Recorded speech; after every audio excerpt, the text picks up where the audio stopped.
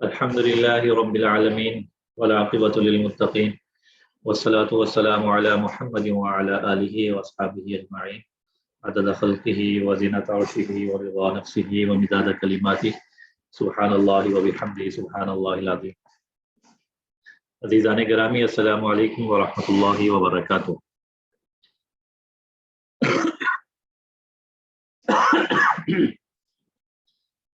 الحمدللہ آج 6 جولائی 2022 personality development course کا یہ 5واں سیشن ہے، 5ویں ورکشاپ ہے، اور پرو ایکٹیو تھنکنگ کا موضوع ہمارے زیر بحث ہے، اور آج اس کا یہ تیسرا حصہ ہے.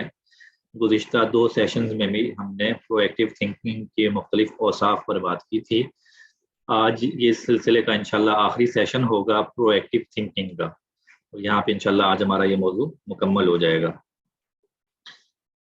تو آگے بڑھنے سے پہلے میں چاہوں گا کہ گزشتہ 2 سیشن کے جو اہم پوائنٹس ہیں، آپ کوشش کریں آپ میں سے ہر ایک پوائنٹ چند لفظوں کی صورت میں چیٹ باکس میں لکھ دیں، تاکہ بات کچھ تازہ ہو جائے اور پھر ہم وہیں سے آگے آغاز کر سکیں. تو گزشتہ سیشن میں اور گزشتہ سے پیوستہ سیشن میں، یعنی پرو ایکٹیو تھنکنگ کے جو 2 سیشنز ہو چکے ہیں، اس میں ہم نے کیا اہم باتیں سیکھی ہیں. ایک جملہ تحریر فرمائیں. چیٹ باکس آپ کے سامنے ہے، اور 11:37 ہو رہے ہیں، 3 منٹ ہیں آپ کے پاس.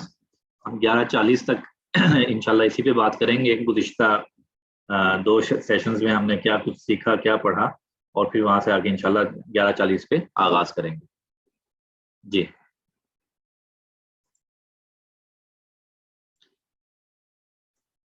گزشتہ سیشن بھی اور گزشتہ سے پیوستہ سیشن بھی.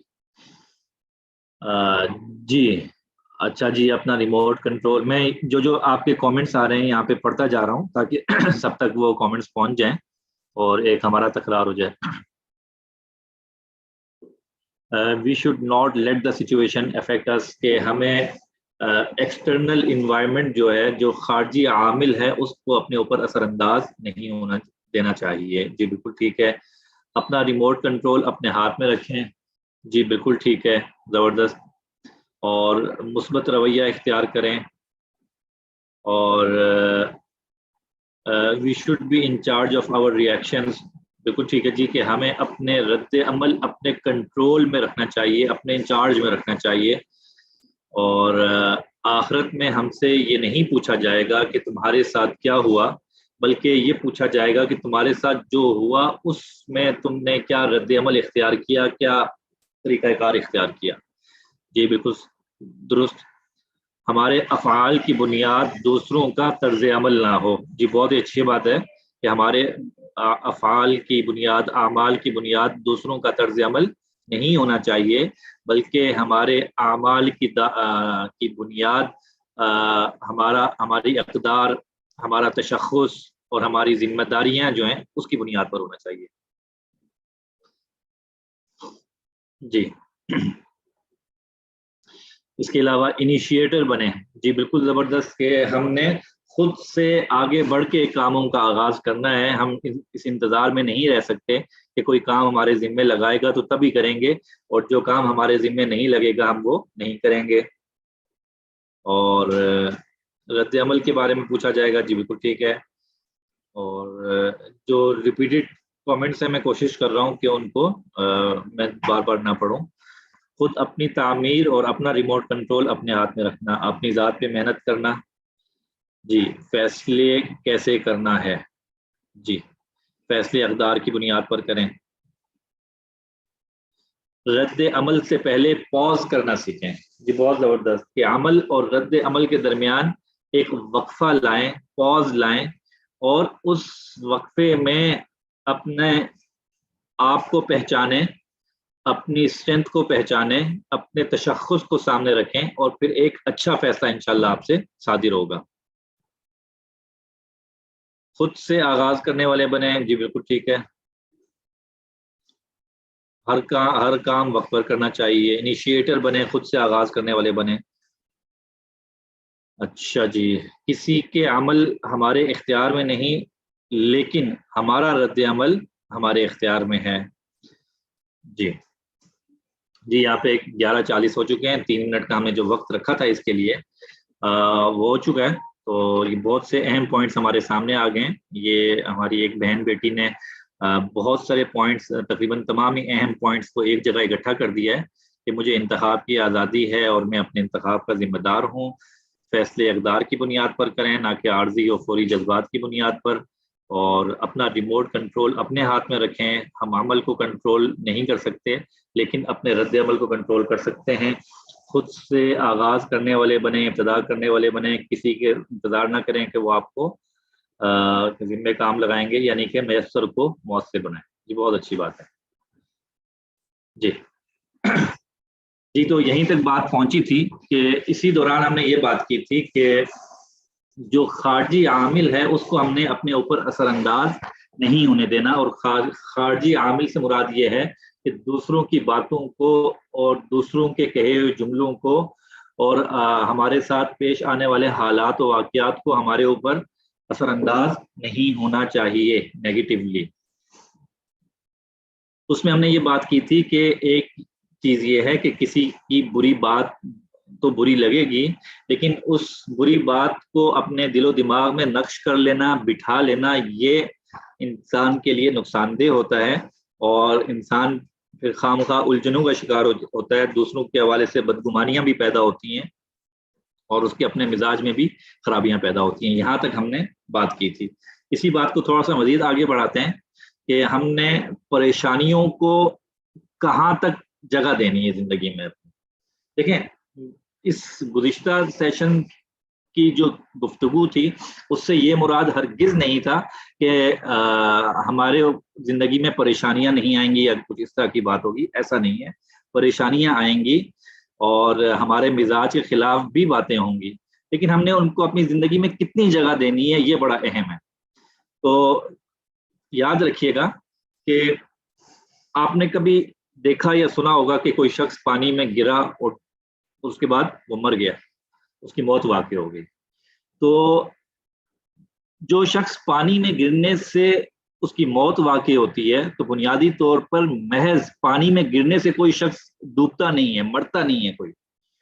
وہ ڈوبتا کیوں ہے، یعنی مرتا کیوں ہے؟ وہ تب ہی ڈوبتا ہے جب وہ گرنے کے بعد پانی سے واپس باہر نہیں آتا. پانی میں گرنا نقصان دہ نہیں ہے، پانی سے باہر نہ آنا نقصان دہ ہے.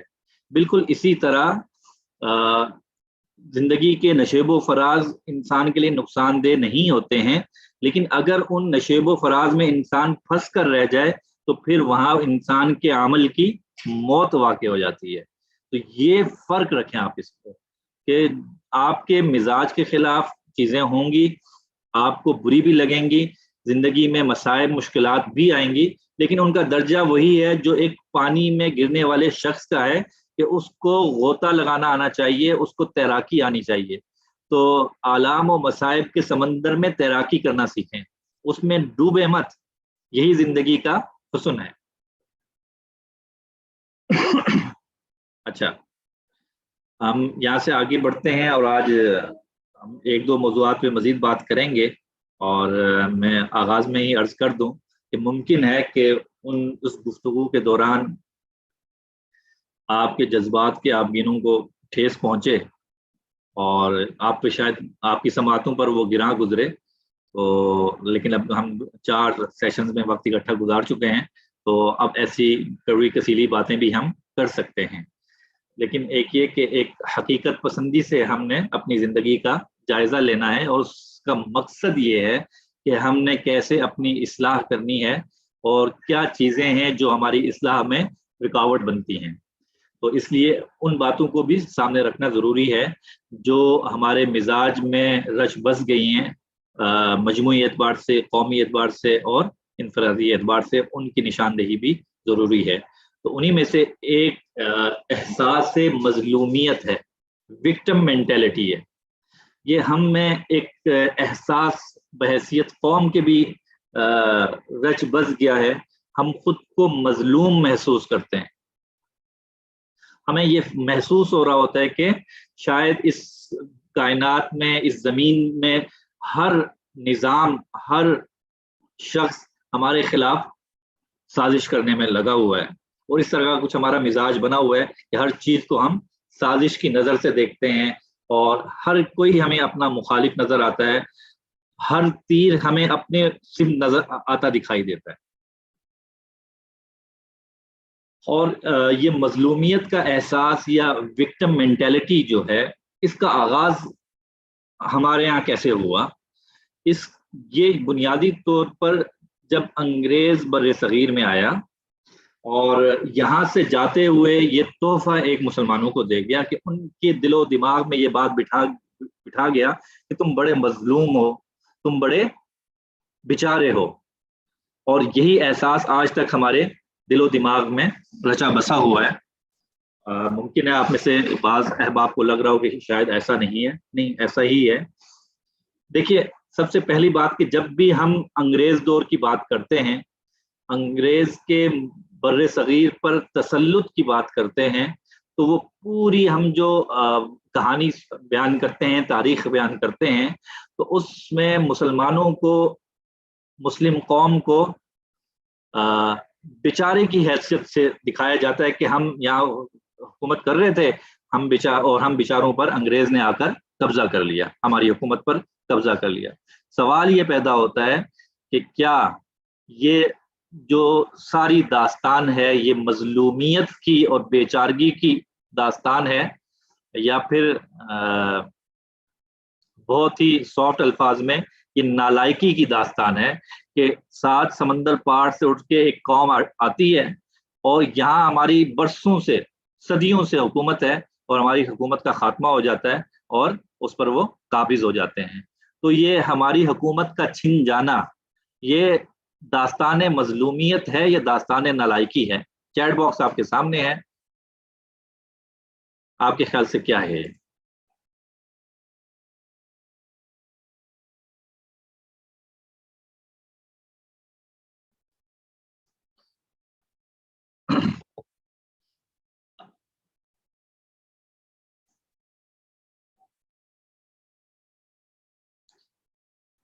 اللہ اکبر. جی، لیکن حقیقت، جی بالکل، آپ سبھی کے جواب داستان نالائکی کے آ رہے ہیں، لیکن ہم عموماً جو دیکھتے ہیں کہ اس کو ہم ایک مظلومانہ حیثیت سے دیکھتے ہیں، خود کو مظلوم کی حیثیت سے دیکھتے ہیں.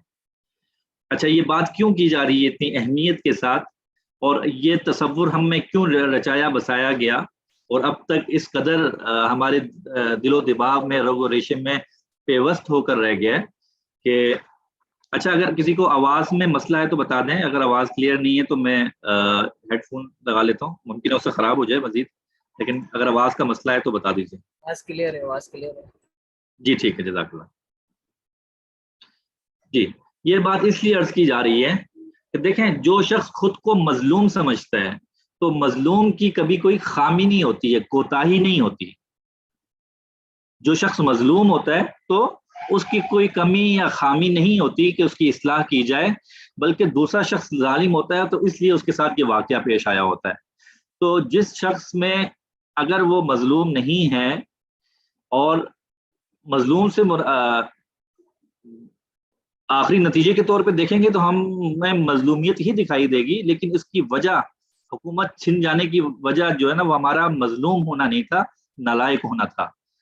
تو خیر، جب ہم اس احساس سے اپنی تاریخ پڑھیں گے، ہمیں اس میں اپنی کوتاہیاں، کمیاں نظر نہیں آئیں گی، اس لیے کہ ہم تو بیچارے ہیں، مظلوم ہیں، ہماری کوئی غلطی نہیں ہے. اصل تو سارا مسئلہ یہ تھا کہ انگریز شاطر تھا، انگریز چالاک تھا، اس لیے وہ سب کچھ ہو گیا.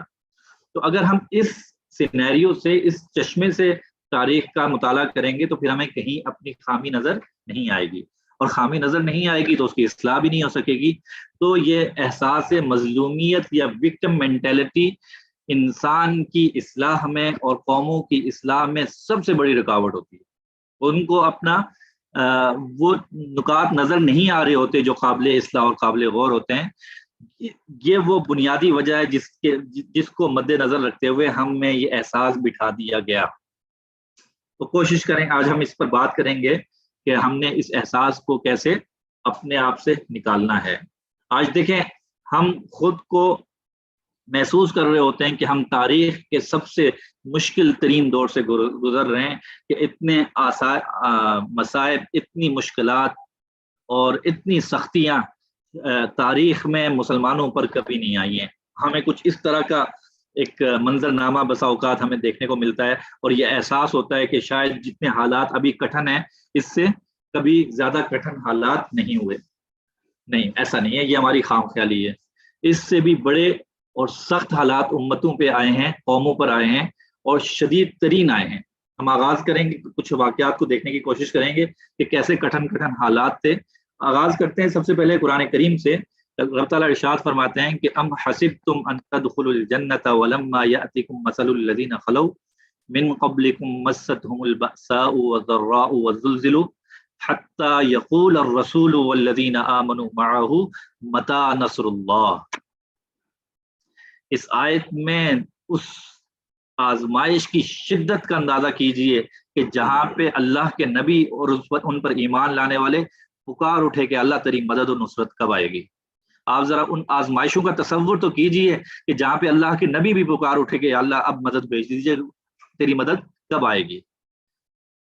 ہمارے اوپر کیا ایسے مصائب آئے ہیں، ہم نے خام خواہ خود کو پتہ نہیں کیوں اتنا ہیرو بنا لی ہے، یا اس طرح کی شکل بنا لی ہے کہ بڑے کٹھن، بڑے مشکل حالات ہیں، اور مصائب و آلام میں امت گری ہوئی ہے۔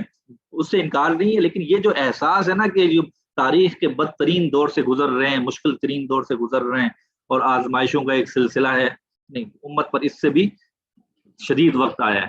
امت پر یہ وقت بھی آیا ہے کہ بغداد میں 3 سے 4 روز میں 16 سے 20 لاکھ لوگ قتل کر دیے جاتے ہیں، اور حقیقت میں دریا کا رنگ سرخ اور سیاہ پڑ جاتا ہے۔ ہم آج الحمدللہ ہم نے یہ دور نہیں دیکھا۔ امت پر یہ وقت آیا ہے کہ اس کائنات کی مقدس ترین جگہ بیت اللہ پر حملہ ہوا، اس کے غلاف کو آگ لگی۔ الحمدللہ آج ایسا نہیں ہے۔ ایک ایسا وقت بھی آیا آزمائشوں کا کہ مقدس ترین شہر مدینہ منورہ، اس میں قتل و خون ریزی ہوئی۔ ایسے شدید اور سنگین حالات سے یہ امت گزری ہے، کٹھن حالات سے گزری ہے۔ یقین کیجئے ہماری آزمائشیں تو کچھ بھی نہیں ہیں جو اس سے پہلے امت جن حالات کا، جن واقعات کا مشاہدہ کر چکی ہے۔ آپ کو پتہ ہے کہ ایک خاصے عرصے تک بیت اللہ میں، خانہ کعبہ میں حجر اسود نہیں تھا۔ فاطمی حکومت جب قائم ہوئی، انہوں نے یہاں حملہ کیا اور وہ حجر اسود کو اکھاڑ کر لے گئے۔ ایسا عرصہ امت میں رہا ہے کہ لوگ طواف کرتے تھے بیت اللہ کا، اور وہاں پہ حجر اسود موجود نہیں تھا۔ ایسے کٹھن حالات آئے ہیں۔ ہمارے حالات تو کچھ ہے ہی نہیں اگر موازنہ کریں۔ اور زیادہ پیچھے نہیں جائیں، 1930 میں چلے جائیں۔ 1930 کا نقشہ اٹھا کے دیکھیں تو 1930 اور اس کے آس پاس کوئی ایک آزاد مسلم ریاست کا وجود اس دنیا میں نہیں تھا۔ سب کے سب کولونیل دور میں سے گزر رہے تھے، سامراجیت سے گزر رہے تھے، غیروں کا قبضہ تھا۔ آج ٹوٹی پوٹی صحیح، لوڑی لنگڑی صحیح 56 57 58 60 کے قریب آزاد مسلم ریاستیں موجود ہیں۔ تو یہ ہم نے خام خواہ کا ایک پتہ نہیں کیوں ایک یہ فضا قائم کر لی ہے کہ نہیں جی بڑا ہی مشکل اور کٹھن دور ہے، اور اس سے بڑھ کر کچھ نہیں ہو سکتا۔ یہ ہم پر منحصر ہے کہ ہم اس کو کیسے دیکھتے ہیں۔ ہم اس دور کو اس طرح سے بھی دیکھ سکتے ہیں کہ آج جس قدر آسان ہے رب تعالیٰ کا پیغام پوری دنیا تک پہنچانا، یقین جانیے اس سے قبل ماضی میں کبھی بھی کسی بھی امت کو یہ اپورچونٹی حاصل نہیں تھی۔ آپ اپنے گھر میں، اپنے کمرے میں بیٹھ کے ایک پوری دنیا تک اپنا پیغام پہنچا سکتے ہیں سہولت کے ساتھ۔ کبھی بھی امت کو یہ صلاحیت حاصل نہیں ہوئی اور یہ سہولت حاصل نہیں ہوئی جو آج مجھے اور آپ کو حاصل ہے۔ علوم کا جو ذخیرہ آج میرے اور آپ کو، ہمیں اور آپ کو دستیاب ہے، یقین جانیے ماضی میں اس سے پہلے کبھی بھی کسی کو علوم کا ان ذخائر تک اس طرح سہولت کے ساتھ دستیاب نہیں تھے۔ یہ کتنے ہی بڑے بڑے مصنفین ایک آج ہمارے گھروں میں جو کتب ہر ایک گھر میں ہوگی تو ان کو احساس تک نہیں ہوتا کہ یہ کتنا زبردست بڑا ذخیرہ ہمارے گھروں میں موجود ہے، اس لیے کہ اتنا عام ہو گیا ہے. تو چند عرصہ پیچھے چلے جائیں، انہی کتب کے لیے بڑے بڑے اہل علم جو ہے وہ خواہشات رکھا کرتے تھے کہ کاش میری اس کتاب تک رسائی حاصل ہو جائے، مجھے رسائی مل جائے اس کتاب تک اور میں اس سے استفادہ کر سکوں. آپ سیرت النبی علامہ شبلی نعمانی رحمۃ اللہ علیہ کی اٹھا کے دیکھیے، علامہ شبلی جیسی شخصیت، اور وہ اس کے مقدمے میں لکھتے ہیں، کچھ چند کتابوں کے نام لکھتے ہیں، میں نام اس لیے نہیں لے رہا کہ وہاں جا کے آپ خود تلاش کیجئے، اور آج گھر گھر میں وہ کتب ہوں گی، اور وہ بڑی حسرت سے کہتے ہیں کہ کاش وہ کتاب ہوتی تو میں اس سے استفادہ کر لیتا. ابھی 100 سال پہلے کی بات ہے، زیادہ پیچھے نہیں، اس سے بھی کم. آج جو مواقع اور جو ذرائع اور جو اسباب مجھے اور آپ کو میسر ہیں، اس سے پہلے ماضی میں کسی کو نہیں تھے. پھر یہ ہمارا احساس مظلومیت بنتا ہے کیا کہ ہم خود کو بیچارہ سمجھیں؟ تو یہ احساس مظلومیت سے خود کو نکالنے کی ضرورت ہے. اس سے جب تک ہم خود کو نہیں نکالیں گے، ہم اپنی اصلاح نہیں کر پائیں گے، کبھی نہیں کر پائیں گے.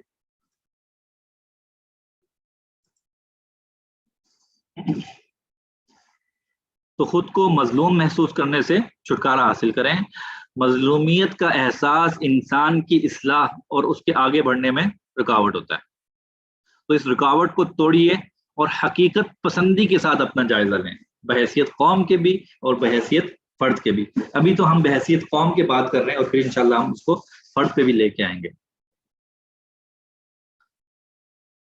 اب آپ کہیں گے کہ نہیں مشکلات، دیکھیں ان سب باتوں کا یہ مقصد نہیں ہے کہ ہم زندگی میں مشکلات نہیں ہیں، مشکلات ہیں بھی اور آئیں گی،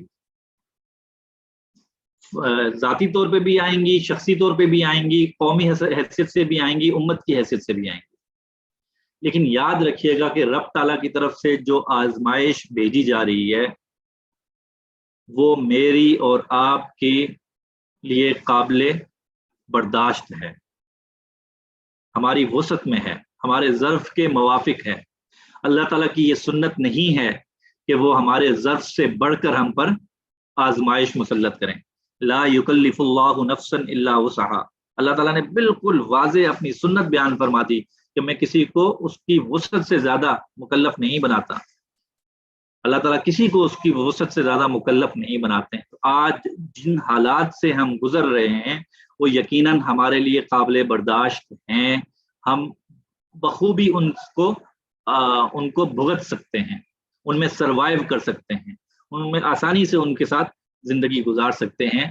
اس آیت سے یہی بات معلوم ہو رہی ہے.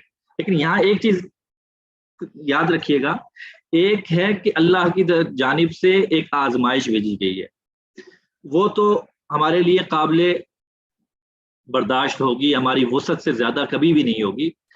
کچھ آزمائشیں اور کچھ مصیبتیں خود ہم نے اپنے گلے پال رکھی ہوتی ہیں، کچھ بوجھ ہم نے خود اپنے اوپر لاد لیے ہوتے ہیں، ان کی بات نہیں ہو رہی ہے. اب چھوٹی سی مثال فرض کیجئے کہ انسان پر ایک آزمائش، ایک مصیبت، ایک اس کے مزاج کے خلاف واقعہ رونما ہوتا ہے جو اس پر بڑا گراں گزرتا ہے. تو اب ہم گزشتہ سیشن میں اس میں ہم نے مفصلاً بات کی تھی کہ جب بھی ایسا ہو تو ظاہر سی بات ہے کہ وہ انسان کے لیے تکلیف دہ ہوگی، لیکن اس کو تکلیف کو اپنے سینے سے لگا لینا اور پھر اسی کے ساتھ زندگی گزارنا یہ ہمارے اختیار میں تھا.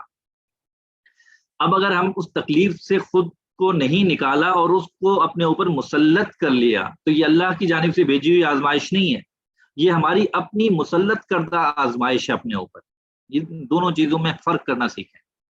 بے شمار آزمائشیں، تکالیف، مصائب، مشکلات ہم نے خود اپنے اوپر مسلط کیے ہوتے ہیں. گٹھیاں اپنے اوپر لادی ہوتی ہیں، خود سے لادی ہوتی ہیں، اللہ کی طرف سے نہیں ہوتی ہیں. تو یہ ان چیزوں کو بھی ان کو فرق کرنا، ان کے فرق کو ملحوظ رکھیے.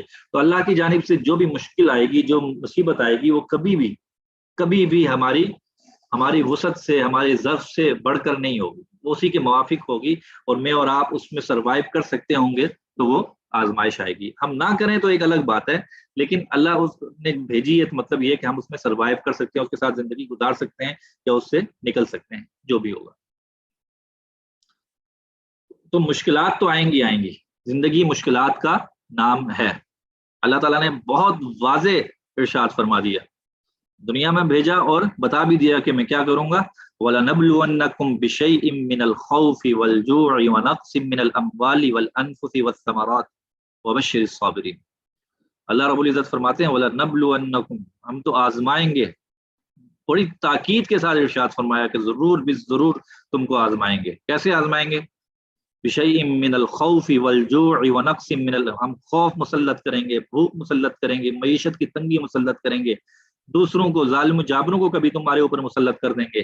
وَلَنَبْلُوَنَّكُمْ بِشَيْءٍ مِّنَ الْخَوْفِ وَالْجُوعِ وَنَقْصٍ مِّنَ الْأَمْوَالِ وَالْأَنفُسِ وَالثَّمَرَاتِ, کبھی تم سے تمہارے پیارے چھین لیں گے, تمہاری پسندیدہ چیزیں تم سے چھین لیں گے, تو زندگی کے نشیب و فراز آ کر رہیں گے. یہ اللہ کا وعدہ ہے کہ زندگی کی آزمائشیں تو آئیں گی.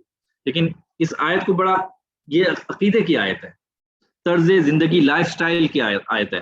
تو وَلَنَبْلُوَنَّكُمْ بِشَيْءٍ مِّنَ الْخَوْفِ وَالْجُوعِ وَنَقْصٍ مِّنَ الْأَمْوَالِ وَالْأَنفُسِ وَالثَّمَرَاتِ وَبَشِّرِ الصَّابِرِينَ. اس سارے سینیریو میں کہ یہ سب کچھ ہوگا, لیکن خوشخبری صرف کس کے لیے؟ صابرین کے لیے. تو صابرین کون ہیں؟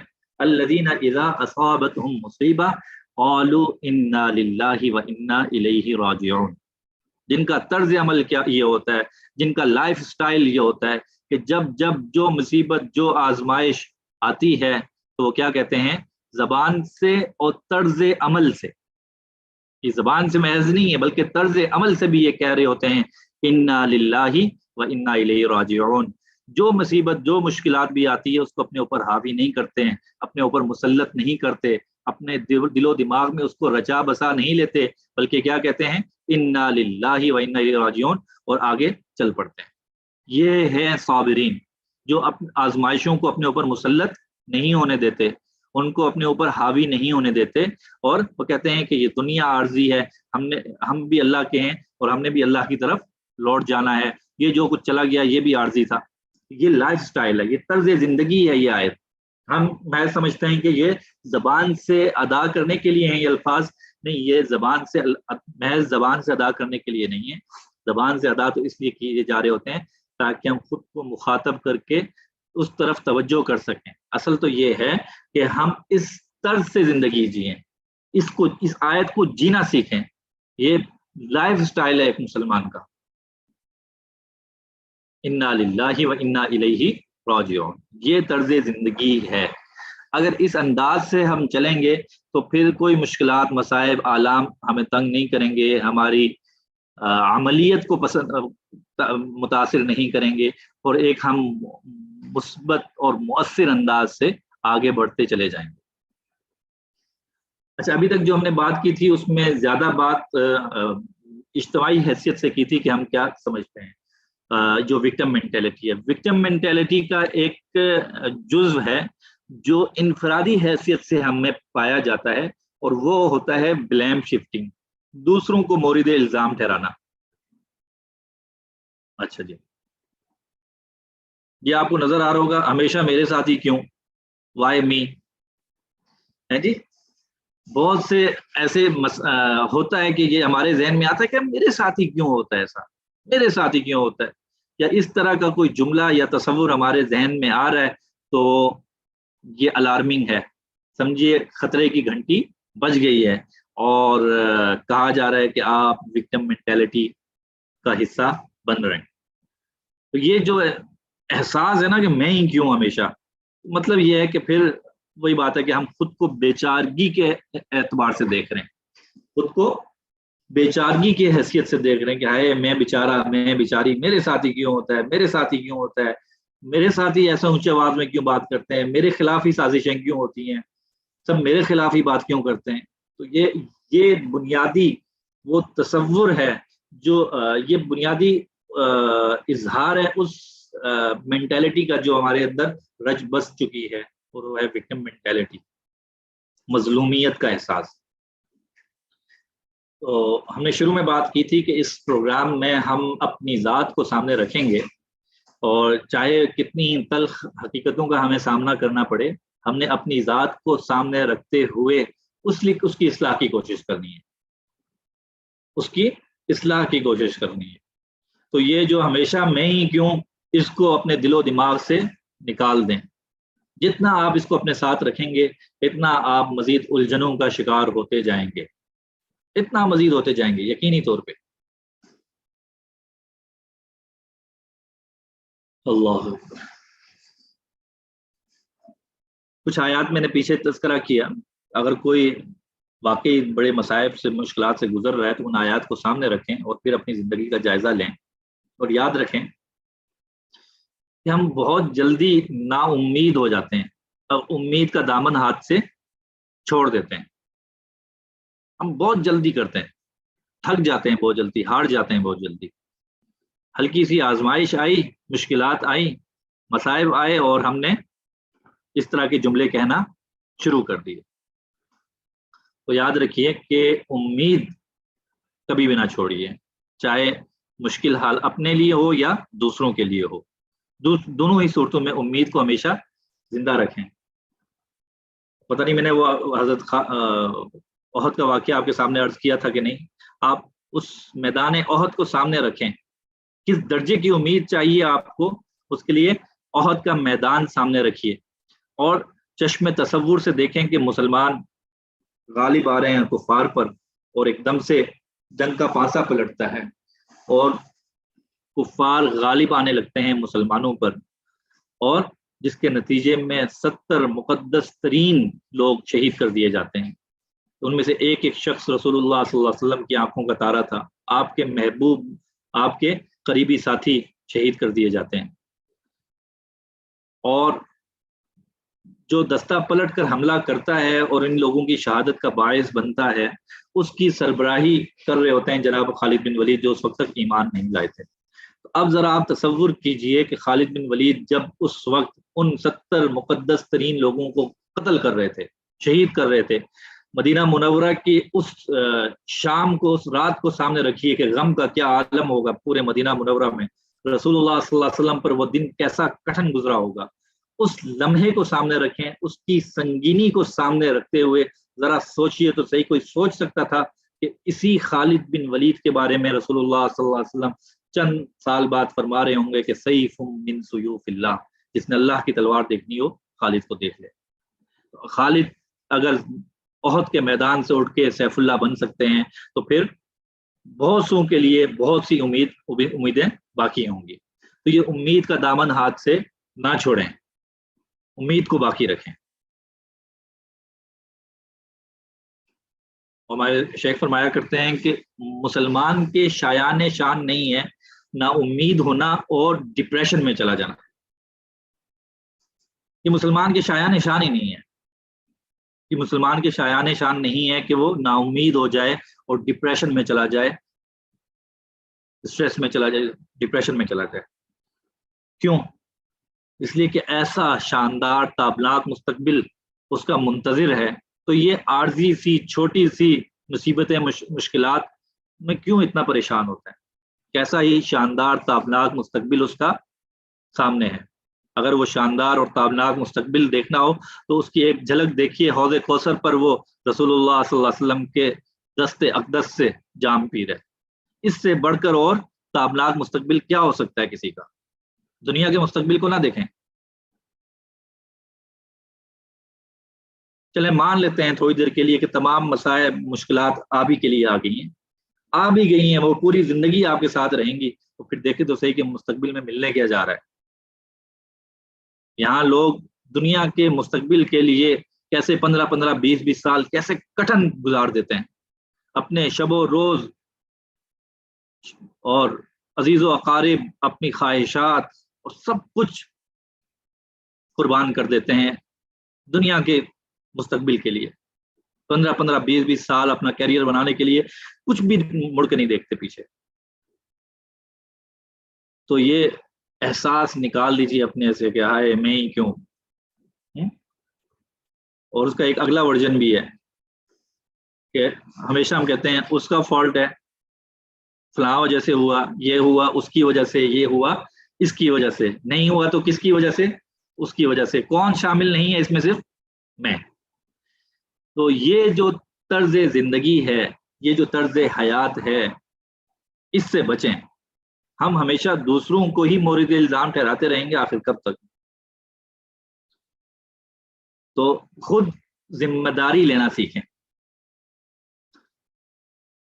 یہ ساری بات جو ابھی تک میں نے کی کہ جو احساس مظلومیت ہے یہ کیوں اتنا نقصان دہ ہے، اس کو اگر آپ نے مزید بہتر طریقے سے سمجھنا ہو تو آپ کو سیلف امیج یا ذاتی تشخص کا تصور سمجھنا پڑے گا کہ وہ کس قدر مضبوط ہوتا ہے.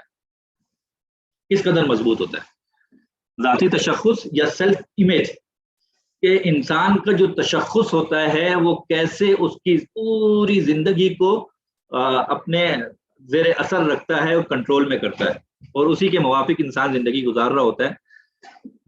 اس کے حوالے سے ایک ایکسپیریمنٹ ہوا 1971 میں اسٹینفورڈ یونیورسٹی کے تحت، اور اگر آپ انٹرنیٹ پہ جائیں گے تو SPE لکھیں گے، اسٹینفورڈ پریزنر ایکسپیریمنٹ. وہ ایک بلا کا تجربہ تھا. ہوا یہ کہ اسٹینفورڈ یونیورسٹی نے ایک تجربہ کیا کہ کچھ طلبہ کو ایک الگ بلڈنگ میں لے گئے، اس بلڈنگ کو باقاعدہ جیل بنایا گیا، اور وہاں پہ طلبہ ہی میں سے کچھ کو قیدی بنا دیا اور کچھ کو جیل انتظامیہ کی مختلف ذمہ داریاں ان کو دے دی گئی. اچھا، اب جو اور وہ انہی کے حوالے کر دیا گیا، کیمرے وغیرہ لگا دیے گئے، اور ہر ایک کو ایک تشخص دے دیا گیا کہ بھائی آپ جیلر ہیں، آپ وہ ہیں محرر ہیں، آپ نگران ہیں، آپ جو ہیں وہ قیدی ہیں. اور قیدیوں میں بھی آگے پھر مزید جیسے حقیقی دنیا میں ہوتا ہے کہ کچھ گینگ ٹائپ کے ہوتے ہیں، کچھ بیچارے مظلوم ٹائپ کے ہوتے ہیں، تو اس طرح ہر ایک کو ایک کردار دے دیا گیا. اس میں کہا کچھ نہیں، انہوں نے کہا بس آپ نے یہ کردار ہے، آپ کا یہ کردار ہے. ایک جیلر ہے، ایک داروغہ ہے، اور محرر ہے، اور اس طرح کے گارڈز ہیں جیل میں، اور کچھ قیدی ہیں. تو ہر ایک کو ایک کردار دے دیا گیا اور ان کے وہ کیمرے وغیرہ لگا دیے گئے.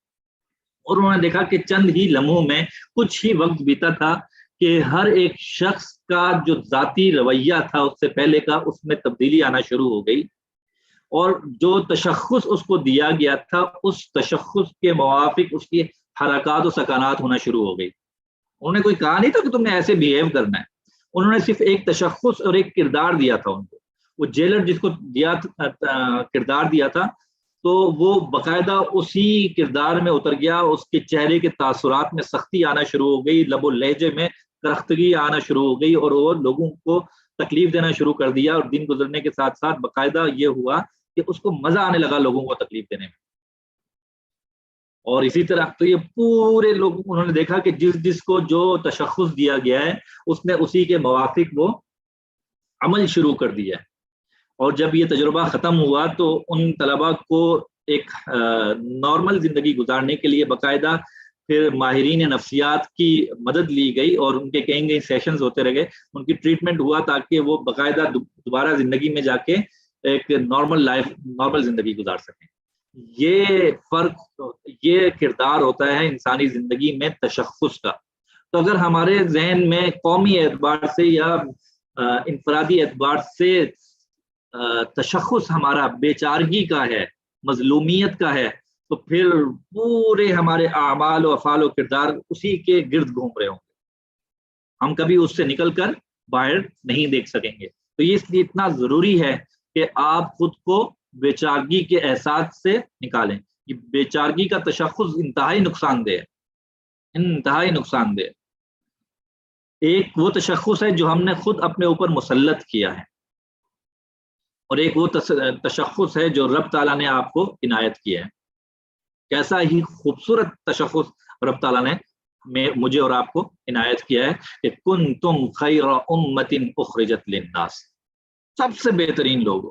ہم کہتے ہیں نہیں بڑے بیچارے ہیں، اللہ تعالیٰ فرماتے ہیں سب سے بہترین ہو، ہم کہتے ہیں نہیں بھائی سب سے بڑے مظلوم ہیں، بڑے بیچارے ہیں، ہائے باطل کا ہر تیر ہماری سمت میں ہے، پتہ نہیں یہ تیر اتنے آتے کہاں سے ہیں. خیر، تو یہ ہم پر منحصر ہے کہ ہم خود کو دیکھتے کیسے ہیں. یہ ہم پر منحصر ہے، اور جیسا خود کو دیکھیں گے اسی اعتبار سے ہمارا طرز عمل ہوگا، اسی اعتبار سے ہوگا. تو اس احساس سے نکلیں اور حقیقی زندگی میں آئیں. اس کا یہ مطلب بھی نہیں ہے کہ خام خواہ میں کوئی آپ اپنے آپ کو بہت اعلیٰ اور رفع کر کے دیکھیں. صرف بات ہو رہی ہے کہ اس بیچارگی کے احساس سے خود کو نکالیں اور جو ہیں آپ اس حیثیت سے خود کو دیکھیں.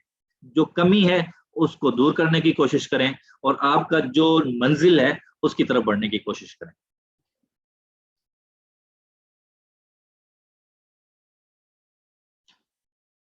اسی کے سے جڑا ہوا ایک مسئلہ ہمارا اور بھی ہے، وہ یہ کہ ہم ماضی میں جینا چاہتے ہیں. ہم ماضی میں جینا چاہتے ہیں. اسپین میں ہماری حکومت تھی، بر صغیر میں ہماری حکومت تھی، فلاں دنیا میں ہماری حکومت تھی. ہم یہی بات کرتے رہتے ہیں. ہم جتنا ماضی میں جینا چاہتے ہیں بالکل ٹھیک، اس میں کوئی شک نہیں ہے، لیکن کیا اتنا یہ بار بار یہ بات کر کے اصل میں ہم اپنے اندر کے اس احساس مظلومیت کو تھوڑا تسلی دینا چاہتے ہیں کہ کوئی بات نہیں، ابھی نہیں ہے تو ماضی میں تو تھی نا. لیکن کبھی ہم ماضی اس مستقبل کے بارے میں بات نہیں کرتے ہیں. مستقبل کے بارے میں کبھی ہم بات نہیں کرتے ہیں. تو ماضی سے نکلیں اور لمحے موجود میں زندگی گزاریں، حال میں جینا سیکھیں. اس سے کیا ہوگا؟ تابناک مستقبل آپ کا منتظر ہے. اپنا آج اچھا کر لیں گے انشاءاللہ ہمارا کل بڑا بہترین ہوگا. ماضی کیسا تھا اس سے کوئی سروکار نہیں ہے. آج اچھا کر لیں کل بہترین ہوگا. جتنا تذکرہ یقین جانیے ہم اپنے ماضی کا کرتے ہیں، اگر اتنی فکر ہم اپنے مستقبل کی کر لیں تو مجموعی طور پر منظرنامہ کچھ اور ہوگا. لیکن ہمارا ماضی سے اس سے نکلنا ہی نہیں چاہتے ہم. تو اس سے نکلیں اور حال میں جئیں، اور حال میں جئیں پوری تر و تازگی کے ساتھ. جی ہم پیچھے ہم بات کر چکے ہیں کہ کس طرح سے کیا کیا کچھ کرنا ہے. تو اس سے کیا ہوگا؟ انشاءاللہ ایک شاندار مستقبل آپ کا منتظر ہوگا. ممکن ہے آپ میں سے کوئی سوچے میری اتنی عمر گزر گئی، فلاں وقت یہ نہیں کیا، یہ وہ نہیں کیا. تو یاد رکھیے گا کہ ماضی کو ہم کبھی تبدیل نہیں کر سکتے، چاہے وہ قوموں کا ماضی ہو یا اشخاص کا انفرادی حیثیت سے ہو. ماضی کو تبدیل نہیں کیا جا سکتا، لیکن مستقبل کو بدلا جا سکتا ہے. میں جملہ دوبارہ دہرا دیتا ہوں کہ ماضی کو تبدیل نہیں کیا جا سکتا، لیکن مستقبل کو بدلا جا سکتا ہے. اور مستقبل کو بدلنے کے لیے کیا کرنا پڑے گا؟ آپ کو اپنا آج بدلنا پڑے گا. تو ماضی سے نکلیں اور ایک نئی صبح کا آغاز کریں. آپ دیکھیں آپ کا مستقبل انشاءاللہ کیسا ہی شاندار اور تابناک ہوگا.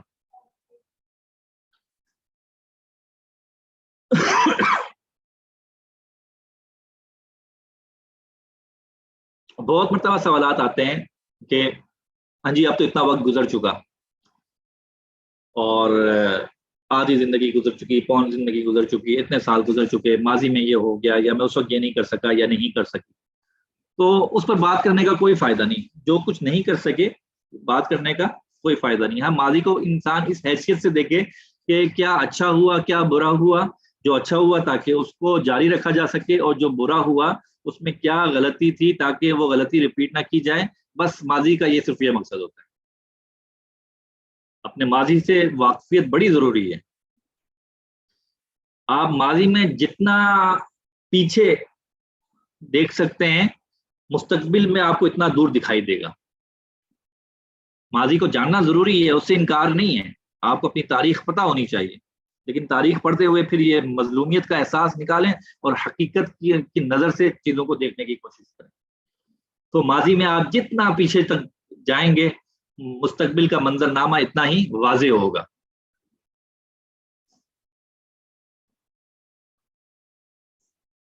تو میں آپ کے سوالات کی طرف آتا ہوں. ابھی تک اگر یہاں تک کوئی سوالات ہیں تو آپ کر سکتے ہیں.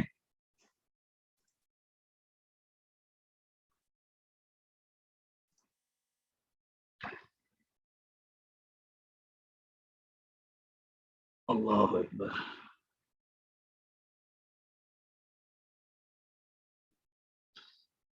اچھا جی،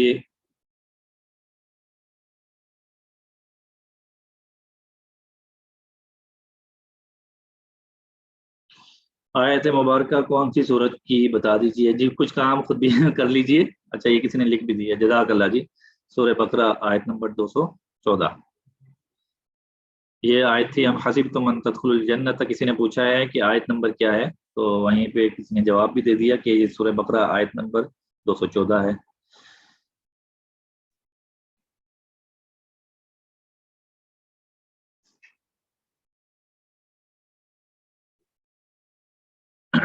اچھا جی.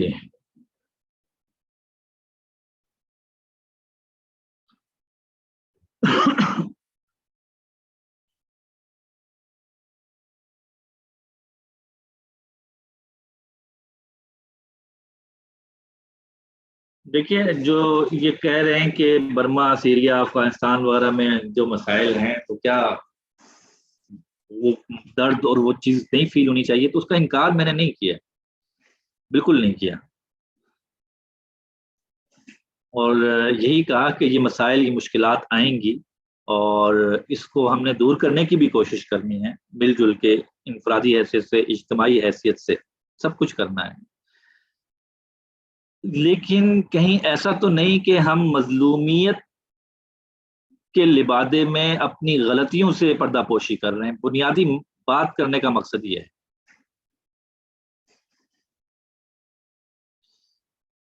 کیا مقبوضہ علاقوں میں اہل سنت پر جہاں ظلم ہو رہا ہے وہ آزمائش نہیں اور اسے مظلومیت نہیں کہا جائے گا؟ جی میں نے تو آپ کو بتا دیا کہ آزمائشیں بھی آئیں گی، بھرپور آئیں گی. مظلومیت، ظلم بھی ہوگا، اور جہاں ظلم ہوگا وہاں پہ مظلومیت کا احساس بھی ہونا چاہیے. لیکن یہ جو ہمارا مظلومیت کا احساس ہے یہ حقیقی نہیں ہے. میں نے جن واقعات کا، جن حالات کا تذکرہ کیا ہے مجموعی طور پہ، تو دوسری بات یہ کہ مظلومیت کا احساس اپنے اوپر طاری کرنے سے ہوگا کیا؟ ظلم تو ہو رہا ہے، اس میں کوئی شک نہیں. کرنے کا کام یہ ہے کہ دو چیزیں ہیں، ایک آزمائش ہے کہ وہ آزمائش ہے، اب اس میں ہم نے اس کو ایسے سروائیو کرنا ہے، اور دوسرا یہ کہ کہیں اس میں کوئی ہماری خامی یا کوتاہی تو نہیں تھی کہ جس کی وجہ سے ہم ان حالات کا سامنا کر رہے ہیں. اگر ہم اس نظر سے دیکھیں گے کہ کسی کوتاہی، کسی اس کمی کی وجہ سے ہم ان حالات کا سامنا کر رہے ہیں، تو اس کو دور کرنے کی بھی کوشش ہوگی. تو یہ مقصد ہے. اگر ظلم ہو رہا ہے تو مظلوم تو ہوگا انسان، ایسا ہی ہے بالکل. لیکن بہت جگہوں پہ ایسا ہے کہ وہ ظلم بھی ہوا بعد میں، لیکن بنیادی طور پر وہ جو ظلم ہوا وہ ہماری نالائکی کی وجہ سے ہوا، ہماری کمزوری کی وجہ سے ہوا.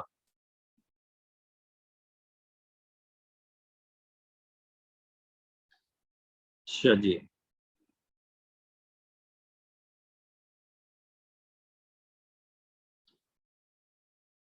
اچھا جی، میں ابھی اوپر سے سوالات دیکھتا ہوا آ رہا ہوں. تو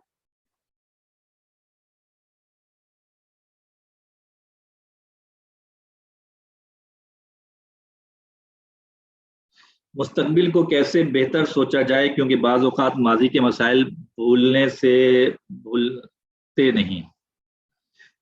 جی میں نے آپ سے یہی تو بات کی نا کہ اگر ہم ماضی کو محض اسی لیے یاد رکھ رہے ہیں کہ بس ان کے مسائل ہیں، تو پھر یقین جانیے کہ پھر ہم یہ چیزیں ہمارے عمل پر متاثر کریں گی، ہمارے عمل کو متاثر کریں گی. تو ماضی میں جو ہو چکا سو ہو چکا. اب دو راستے آپ کے پاس ہیں. ایک تو یہ کہ ان ماضی میں ہوئے مصائب کی وجہ سے انہی کو یاد کر کے اپنا مستقبل بھی آپ ایسا ہی کر دیں، اور دوسری صورت یہ ہے کہ ان حالات و واقعات کو ذہن سے نکال دیں اور آگے بڑھنے کی کوشش کریں. یاد رکھیں یہ ماضی کی پریشانیاں جو ہم پر مسلط کرتے ہیں اپنے اوپر، یہ مسلمانوں کا طرز عمل نہیں ہے، صابرین کا طرز عمل نہیں ہے. وہ جو آیت ہے انا للہ و انا الیہ راجعون، اگر انفرادی حیثیت سے ہم یہ چیزوں کو دیکھ رہے ہیں تو انا للہ و انا الیہ راجعون کا جو طرز عمل ہے وہ یہی ہے کہ جو ہو گیا سو ہو گیا. آپ دیکھیں کہ ہمارا پیارا سے پیارا چلا جائے اللہ کی طرف سے کہ 3 دن کا سو گیا، اس کے بعد نہیں ہے، نارمل زندگی میں دوبارہ چلے جاؤ. ہاں اس کی یاد آئے گی، ٹھیک ہے اپنی جگہ، لیکن اس کو اپنے اوپر طاری نہیں کرنا ہے، مسلط نہیں کرنا. آپ دیکھیے کہ صحابہ کرام نے کیسا اس امت کا عظیم ترین غم، اس سے بڑھ کر کوئی غم ہو نہیں سکتا، پوری دنیا کے غم ملا دیے جائیں تو وہ ایک غم جو صحابہ کرام نے رسول اللہ صلی اللہ علیہ وسلم کا اس دنیا سے تشریف لے جانا، وہ اس کو سامنا کیا تھا، وہ برداشت کیا تھا انہوں نے، تو اگر وہ برداشت کیا جا سکتا ہے تو یقین مانیے کوئی بھی غم برداشت کیا جا سکتا ہے، اور اس میں قسم کھانے کے لیے تیار ہوں کہ اگر وہ غم برداشت کیا جا سکتا ہے تو پھر کوئی بھی غم برداشت کیا جا سکتا ہے۔ تو ماضی کے غموں کو نہ بھول جائیں، زمانہ حال میں جینا سیکھیں، مستقبل کے اندیشوں اور ماضی کی پشیمانیاں، یہ دو چیزیں ہیں جو انسان کو بہت زیادہ پریشان بھی کرتی ہیں اور اس کو آگے بڑھنے سے روکتی ہیں۔ اور مسلمان مومنین کا شیوا کیا ہے کہ ان الذین قالوا ربنا اللہ ثم استقاموا تتنزل علیہم الملائکۃ الا تخافوا ولا تحزنوا، کہ جو ایمان لائے اور اس پر ثابت قدم رہے، ان الذین قالوا ربنا اللہ ثم استقاموا، جنہوں نے دعوی ایمان کیا اور اس پر ثابت قدم رہے، تو ان کو کیا اللہ کی طرف سے انعام ملتا ہے؟ اللہ تخافوا ولا تحزنوا، کہ نہ غم ہوگا نہ حزن ہوگا، نہ ماضی کے کسی واقعے پر پشیمانی ہوگی اور نہ مستقبل کے اندیشے ہوں گے۔ تو یہ مومنین کی صفات بیان کی جا رہی ہیں، دنیا میں بیان کی جا رہی ہیں۔ تو یہ ماضی کے پشیمانیوں اور مستقبل کے خام خواہ کے اندیشوں کو سے نکلیں، اوپر اٹھائیں خود کو۔ لا الہ الا اللہ۔ تو یہ جب ہم کوشش کریں گے انشاءاللہ تو یہ پریشانیاں ہمیں یاد نہیں آئیں گی۔ تو عمر صاحب آپ نے سوال کیا تھا کہ ماضی کی پریشانیاں بعض اوقات سر پر سوار رہتی ہیں، تو اس کو نکال دیجئے، اور اس کو نکالنے کا پہلا اسٹیپ یہ ہے کہ ٹارگٹ رکھیں اور ان کو جھٹک دیں اپنے سر سے، مستقبل پر نظر رکھیں، اور وہ جملہ روز دہرایا کریں، اپنے سامنے لکھ کر رکھ لیں کہ ہم ماضی کو تو نہیں بدل سکتے لیکن مستقبل کو بدلا جا سکتا ہے، اور وہ کیسے بدلیں گے؟ اپنا آج بدل کر۔ ماضی کو کسی صورت نہیں بدل سکتے، آپ جتنا رو دو لیں، جتنی بات کر لیں، کچھ بھی نہیں ہو سکتا ہے۔ ہاں، ایک شاندار مستقبل کے لیے آپ راہ ہموار کر سکتے ہیں۔ اچھا جی، آگے قوموں پر آزمائش ان کی وسعت کے مطابق ہوتی ہے، تو آئے روز جو گستاخی کا سلسلہ ہے اور امت پر یہ بڑی آزمائش ہے، اس کے بارے میں کیا رائے ہے؟ دیکھیے، اس کے بارے میں کثیر الجہتی اقدامات کرنے کی ضرورت ہے۔ اس میں سے کچھ حکومتی سطح پر ہیں، کچھ قومی اور معاشرتی سطح پر ہیں، کچھ انفرادی سطح پر ہیں۔ تو یہاں پہ ہم جو حکومتی سطح پر ہیں اس پہ تو بات نہیں کرتے ہیں کہ کوئی فائدہ بھی نہیں ہے۔ انفرادی سطح پر اور معاشرتی سطح پر، انفرادی سطح پر آج جب یہ گستاخی کا واقعہ ہوتا ہے تو یہ شدت سے یہ چیز پیش آتی ہے کہ ہم رسول اللہ صلی اللہ علیہ وسلم کی حیات مبارکہ کو اور زیادہ لگن کے ساتھ، محنت کے ساتھ اور کڑن کے ساتھ ایک جیتی جاگتی سیرت کی تصویر پیش کر سکیں اپنے عمل کے ذریعے سے۔ یقیناً بڑا ہی کٹھن ہوتا ہے، بڑا ہی مشکل ہوتا ہے جب کوئی واقعہ ایسا ہوتا ہے، دل خون کے آنسو ہوتا ہے، لیکن بہرحال ایک انفرادی حیثیت سے یہ اگر ہم شور شرابہ کریں، نعرے لگائیں، جلاؤ گراؤ کریں، لیکن اپنے عمل میں کوئی تبدیلی نہ لائیں تو یقین جانیے کوئی زیادہ اچھی بات نہیں ہے۔ وہ جذبات بڑے مشکل ہوتے ہیں، وہ اس سے انکار نہیں ہے، لیکن بہرحال جب یہ واقعہ پیش آتا ہے تو امت کا اجتماعی طور پہ معاشرتی اعتبار سے، کیا آج ہمارا معاشرہ اجتماعی اعتبار سے، معاشرتی اعتبار سے سیرت طیبہ کی عملی زندگی تصویر پیش کرتا ہے؟ میرے خیال سے نہیں کرتا، آپ میں سے کوئی بھی نہیں کہہ سکتا۔ تو جب یہ واقعہ پیش آتا ہے تو کوشش کریں کہ اس رخ کی طرف لوگوں کو لے کے آئیں کہ جو بدبخت ایسا کر رہے ہیں تو ہم ان کو پورا معاشرہ زندہ کر کے وہ دکھائیں گے دوبارہ سے جو رسول اللہ صلی اللہ علیہ وسلم چھوڑ گئے تھے۔ حکومتوں کے کرنے کے بہت سے کام ہیں اور نہیں بھی کر رہے ہیں، تو ابھی ہمارا موضوع نہیں ہے، میرے خیال سے ہم دور نکل جائیں گے۔ اللہ اکبر۔ اچھا جی، اگر کوئی حادثہ زندگی بچپن کا روح جسم کے ساتھ لگ گیا ہو، ڈپریشن سے کیسے چھٹکارا حاصل کیا جائے؟ جی، یہ ساری بات جو میں نے کی ہے یہی طریقہ کار ہے، اور کہ قرآن کریم کی آیات کو سامنے رکھیں، احادیث مبارکہ کو سامنے رکھیں، سیرت طیبہ کو سامنے رکھیں، اور پھر نکال پھینکیے نا ان چیزوں کو اپنے دل و دماغ سے. کیوں ایسے بٹھایا ہوا ہے ان کو؟ اپنے آپ نکالیے. ایک شعوری کوشش کرنی پڑے گی آپ کو، اور یہ آسان نہیں ہوگا.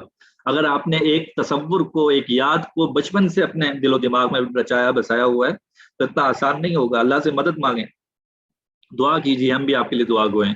تو دعا کیجیے سب سے پہلے، اور پختہ ارادہ کیجیے، اور اس میں لگ جائیے پھر، اور اللہ سے کہیے کہ نکال دیجیے اس چیز کو. اور یہ انا للہ و انا الیہ راجعون کا تصور جو ہے، جو طرز حیات ہے، اس کو سامنے رکھیں. اس کو بار بار پڑھیں بھی، اور اس کے مفہوم کو سمجھنے کی کوشش کریں. ہمارا مسئلہ یہ محض الفاظ پڑھ کے آگے گزر جاتے ہیں. یہ الفاظ پڑھنے کے لیے نہیں ہے محض، یہ پورا لائف سٹائل ہے. یہ جب کوئی خلاف مزاج بات ہوتی ہے تو رسول اللہ صلی اللہ علیہ وسلم نے یہی سکھایا کہ اس موقع پر پڑھیں انا للہ و انا الیہ راجعون. تو کیوں تھا؟ یہی لائف طرز زندگی کی یاد دہانی تھی کہ تم نے اس انداز سے جینا ہے اس کو. تو مشکلات کو، پریشانیوں کو ایک تو اپنے اوپر حاوی نہیں ہونے دینا، اور کچھ چیزیں ایسی ہوتی ہیں جن کے ساتھ بس زندگی گزارنی ہے. یہ زندگی کا حصہ ہے، کیا ہو سکتا ہے؟ کچھ بھی نہیں. دنیا میں آئے ہیں تو یہ غم مسائل تو ہوں گے، جنت تھوڑی ہی ہے. مشکلات بھی ہوں گی، پریشانیاں بھی ہوں گی. آپ سے کہا نا کہ جب اللہ کے پیاروں کے پر ایسے کٹھن مراحل آئے تو میں اور آپ کون ہوتے ہیں؟ سیرت پڑھیں. سیرت نہیں پڑھتے ہیں آپ لوگ؟ سیرت پڑھیں. سیرت پڑھیں، آپ کو پتہ چلے مشکلات مسائل ہوتے کیا ہیں. اگر ہم ماضی سے نکلنا چاہیں اور بار بار ہمیں ماضی میں لوگ لے جاتے رہیں تو کیا کریں؟ پھر کیسے نکلیں؟ جی ایک تو پہلے ہم نے اس سے پہلے بات کر لی کہ جو لوگ ہماری اوپر حاوی ہیں، ان کی باتیں ہمارے اوپر حاوی ہیں، اس کو ہم نے کیسے اس سے نکلنا ہے. یہ گزشتہ سیشن میں ہم نے اس پہ بات کر لی تھی. اس کو ملحوظ رکھیے سامنے کہ یہ کوئی بھی خارجی شے ہے وہ ہمارے اوپر اس طرح سے اثر انداز نہیں ہونی چاہیے کہ ہماری زندگی میں منفی کنٹریبیوشن ہو رہا ہو اس کی طرف سے. تو اس کو اپنے اوپر اتنا اختیار نہ دیں. اچھا جی، چھوٹی چھوٹی بات پہ بھڑک اٹھنے تھے تو کیا بھڑک اٹھتے ہوں تو کیا کریں؟ کوئی طریقہ، کوئی وظیفہ بتا دیں. جی وظیفہ اور طریقہ یہی ہے کہ جب بھی خلاف مزاج بات ہو تو سب سے پہلا ٹارگیٹ یہ ہے کہ بالکل خاموش ہو جائیں، اور اس خاموشی کے دوران درود شریف پڑھیں. اور کوئی پریشانی مصیبت ہے تو انا للہ و انا الیہ راجعون پڑھیں. آپ نے یہ کرنا ہے کہ جب یہ ایسی بات ہو تو 15 منٹ تک کوئی بات نہیں کرنی ہے. آپ نے بالکل خاموش رہنا ہے، اور اس دوران درود شریف پڑھیں. آپ دیکھیں کیسا آپ کا غصہ ٹھنڈا ہوتا ہے. وہ چند لمحے ہوتے ہیں برداشت کے، اگر وہ کر گئے تو غصہ ختم. اور اگر اس وقت اظہار کر دیا تو کتنے گھنٹوں لمبا چلا جاتا ہے. تو جیسے ہی کوئی خلاف مزاج بات ہوتی ہے، چند لمحے ہوتے ہیں، اور ماہرین تو کہتے ہیں کہ جو غصے کا عروج ہوتا ہے، نقطہ عروج کو غصہ پہنچ جاتا ہے، وہ 30 سیکنڈ سے 1 منٹ کے درمیان تک غصہ اپنے عروج کو پہنچ چکا ہوتا ہے. لیکن آپ بہرحال 5 سے 10 منٹ 15 منٹ خاموش رہیں، بالکل کوئی جواب نہ دیں. اس وقت ضروری نہیں ہے، اللہ تعالیٰ نے فرض نہیں کیا کہ اسی وقت آپ اس بات کا جواب دے دیں.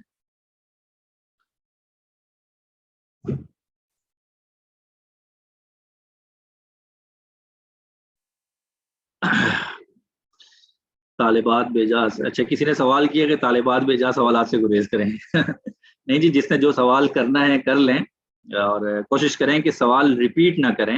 ایک سوال کا جواب دے دیا جاتا ہے، پھر وہ سوال دوبارہ آ جاتا ہے. بہرحال ہماری کوشش ہوتی ہے کہ کوئی سوال نہ رہ جائے. ہم اپنی زندگی میں لوگوں پر انحصار کرنا کیسے ختم کریں؟ دیکھیں، یہ معاشرتی زندگی ہے، اس انداز سے ہے کہ ہر ایک کا انحصار دوسرے پر ہوتا ہے.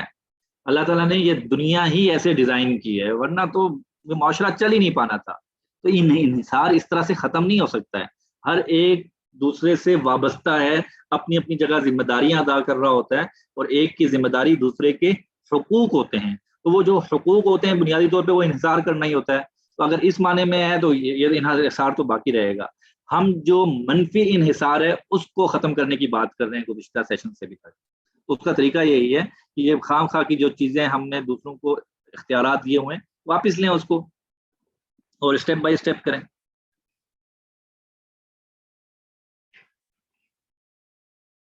نیگیٹو ریلیٹیوز کے ساتھ آزمائش سمجھ لے انسان اور اپنا عمل ٹھیک کرے. جی بالکل ایسا ہی ہے. دیکھیں ہر انسان کی زندگی میں مختلف آزمائشیں ہوتی ہیں. آزمائش لازمی ہوگی, آزمائش لازمی ہوگی.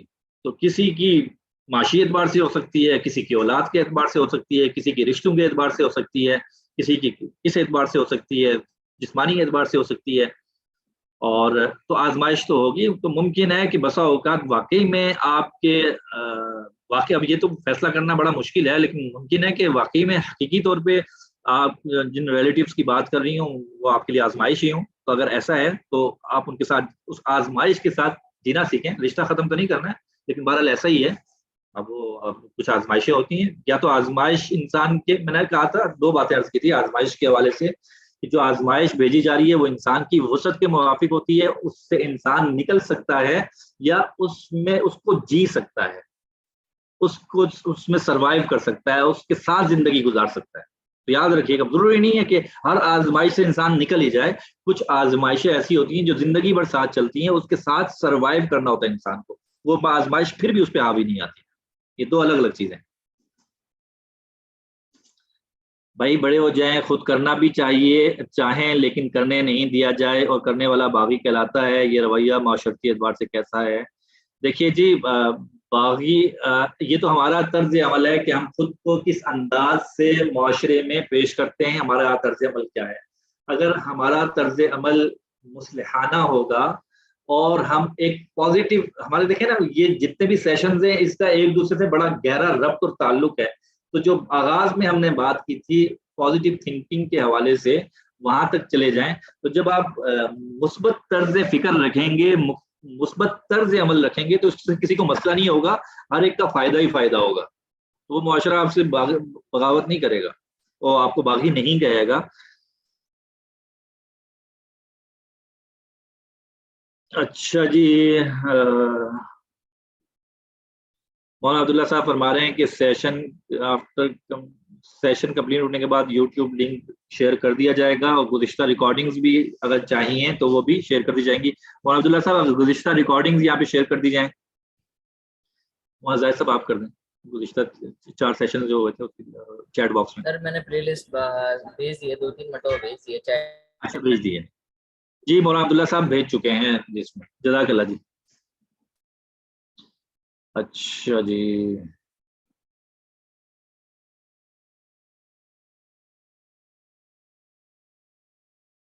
ایسے لوگ جو خود ماضی میں رہتے ہیں ان کے ساتھ کیسے رہیں؟ جی ان کے ساتھ آپ زمانہ حال میں رہیں. وہ بے شک ماضی میں رہیں لیکن آپ حال میں ہی رہیں. اور اس کا طریقہ یہ ہے کہ آپ ابھی جو ہم نے بات کر رہے ہیں ساری, کہ ہم نے خود اپنی زندگی میں کیسے تبدیلی لانی ہے, خود کو کیسے بہتر ٹریک پہ لانا ہے, پہلے اس پہ آ جائیں پھر دوسروں کی فکر شروع کریں. تو یہ چیز ماضی کی غلطی سے سبق حاصل کرنا ہے. جی بالکل ٹھیک ہے, بھرپور کرنا ہے.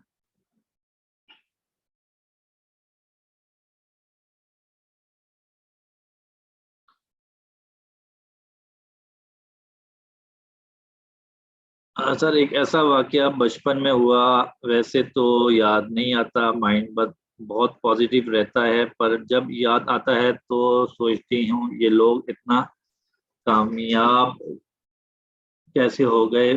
بس کچھ دیر تکلیف بہت ہوتی ہے, پھر اپنا گول یاد آ جاتا ہے. تو کوشش کیجیے جی کہ اس دیر کے لیے بھی اس کو یاد نہ کریں, اس کو بھول جائیں.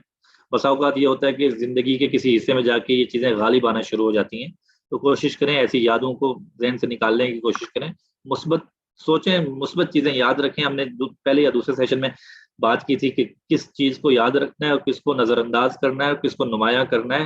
یہ آرٹ اگر انسان سیکھ لے تو بہت سے مسائل خود ہی حل ہو جاتے ہیں. استاد جی غصہ بہت آتا ہے. غصہ نہ کیا کریں, غصہ آتا ہے. دیکھیں 2 چیزیں, ایک ہے غصہ آنا اور ایک ہے غصے کا اظہار کرنا. تو پہلا ٹارگیٹ یہ ہے کہ آپ نے غصے کے اظہار کو کنٹرول کرنا ہے, پھر آہستہ آہستہ دوسرا بھی ہو جائے گا. تو 2 الگ الگ چیزیں ہیں, ان کو الگ الگ دیکھیں کہ ایک ہے غصہ آ جانا اور ایک ہے پھر کہ اس غصے کا اظہار کرنا. تو پہلا آپ کا ٹارگیٹ یہ ہے کہ جن جن لوگوں کو غصہ بہت آتا ہے انہوں نے غصے کا اظہار نہیں کرنا ہے, اور اس کا نسخہ یہی ہے کہ 15 منٹ کے لیے بالکل خاموش ہو جائیں, کچھ بھی نہ کہیں. وہ 15 منٹ بعد پھر بات کرنے لگے ہیں, غصہ قائم ہو تو پھر دوبارہ 15 منٹ باقی رہیں گے آپ کے. اور اس دوران درود شریف پڑھیے, بھرپور انداز سے پڑھیے. اگر خاموش رہیں, فوری جواب نہ دیں تو ڈپریشن ہو جاتا ہے. نہیں بھائی, یہ کون سی ڈپریشن ہے کہ اگر سوال دیں گے تو ڈپریشن نہیں ہوگا, نہ سنائیں گے تو ڈپریشن ہوگا. دیکھیں پورا پیکج لیں آپ, یہ اگر بیچ میں سے پک اینڈ چوز کریں گے تو ایسا ہی مسئلہ ہوگا. پچھلے سیشن میں ہم نے بات کی تھی کہ ان چیزوں کو یاد نہیں رکھنا ہوتا, غموں کی پوٹلی کو اور خلاف مزاج باطلوں کی پوٹلی کو یاد نہیں رکھا کرتے. وہ جو استاد نے شاگرد سے کہا تھا کہ میاں ہم تو صبح ہی لوٹا چکے, تم ابھی تک ساتھ لیے پھر رہے ہو, تو یہ جو ساتھ لیے پھرنا ہوتا ہے یہ ڈپریشن کا باعث بنتا ہے. تو آپ زندگی میں مقاصد رکھیے اور مثبت چیزیں سامنے رکھیے, بہت سے ٹارگیٹ اور چیزیں سامنے رکھیں.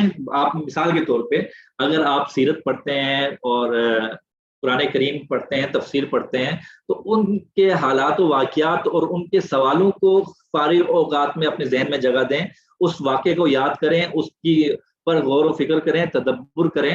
تو یہ جو منفی چیزیں ہیں یہ انشاءاللہ آپ کے ذہن میں نہیں آئیں گی. دیکھیں ذہن کو کوئی سوچ تو چاہیے, تو اگر آپ اس کو ایک صحت مند اور مثبت سوچ نہیں دیں گے تو پھر وہ یہ اوٹ پٹانگ چیزیں ہی یاد رکھے گا. تو آپ اپنے ذہن زندگی میں مثبت چیزیں کریں گے تو پھر انشاءاللہ سے آپ کے خواب و خیالوں میں بھی ایسی ہی مثبت چیزیں آنے لگیں گی. غصے میں بے اختیاری زبان سے الفاظ نکل جاتے ہیں. جی بے اختیار کچھ نہیں ہوتا ہے, یہی بات میں سمجھانے کی کوشش کر رہا ہوں. یہ اپنے آپ کو مجبور محض نہ سمجھے, پورے ہمارے اختیار میں ہوتا ہے. کبھی کسی ایسی شخصیت پہ غصہ آئے نا جو آپ سے اتھارٹی میں بہت بڑا ہو, تو پھر دیکھتے ہیں آپ کی زبان سے کیسے الفاظ نکلتے ہیں. نہیں نکلیں گے. یہ میں خاصے تلخ انداز سے آپ کو سمجھانے کا مقصد یہ تھا کہ آپ کو بات زیادہ اچھے انداز سے سمجھ میں آ جائے کہ یہ جو ہم خود کو ایک وجہ دے رہے ہوتے ہیں, تو جواز پیش کر رہے ہوتے ہیں کہ بھئی زبان سے نکل جاتے ہیں. ایسا نہیں ہے, زبان سے نہیں نکلتے. فرض کیجئے کہ آپ کے محبوب ترین استاد آپ کے سامنے ہوں اور غصہ آ جائے آپ کو, آپ کی زبان سے الفاظ نکلیں گے؟ نہیں نکلیں گے, کسی صورت نہیں نکلیں گے. تو یہ کچھ جگہ ایسی ہوتی ہیں جہاں پہ الفاظ نکل جاتے ہیں, تو اس کا مطلب یہ ہے کہ ہم کنٹرول تو رکھتے ہیں, اس کا دائرہ وسیع کرنے کی ضرورت ہے. ہم اپنے بڑوں کے سامنے جن کا ہمارے دل میں بہت زیادہ احترام اکرام ہے یا خوف ہے جو بھی ہے, تو اگر اس کے سامنے الفاظ نہیں نکلتے ہیں اور کسی کے سامنے نکلتے ہیں تو مطلب یہ کہ آپ کو پھر اس کا دائرہ وسیع کرنے کی ضرورت ہے. اور اس کا طریقہ میں نے بتا دیا کہ غصہ جب آئے تو نہیں بولنا ہے, کچھ بھی نہیں بولنا ہے, سوچنا بھی نہیں ہے, اس واقعے کو سوچنا بھی نہیں ہے, درود شریف پڑھنا ہے صرف. اللہ اکبر, لا الہ الا اللہ.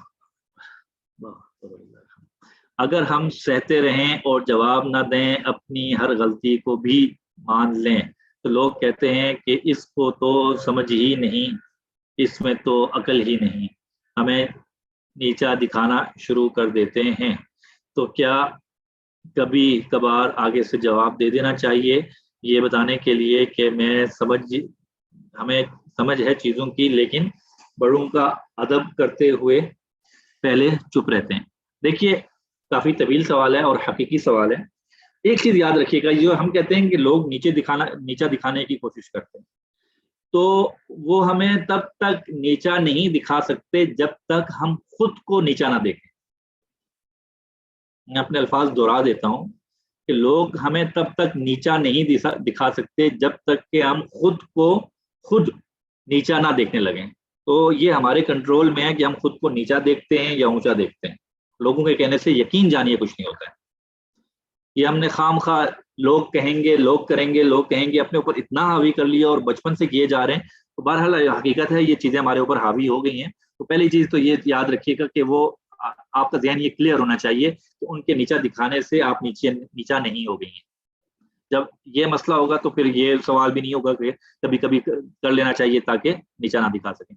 اور بہرحال کبھی کبھی آپ کو جواب بھی دیا جا سکتا ہے, آگے سے جواب بھی دیا جا سکتا ہے. اگر آپ پرو ایکٹیو تھنکنگ کے پہلے سیشن میں نہیں تھی تو وہ سیشن دیکھ لیجئے دوبارہ, اور اگر تھی تب بھی دیکھ لیجئے.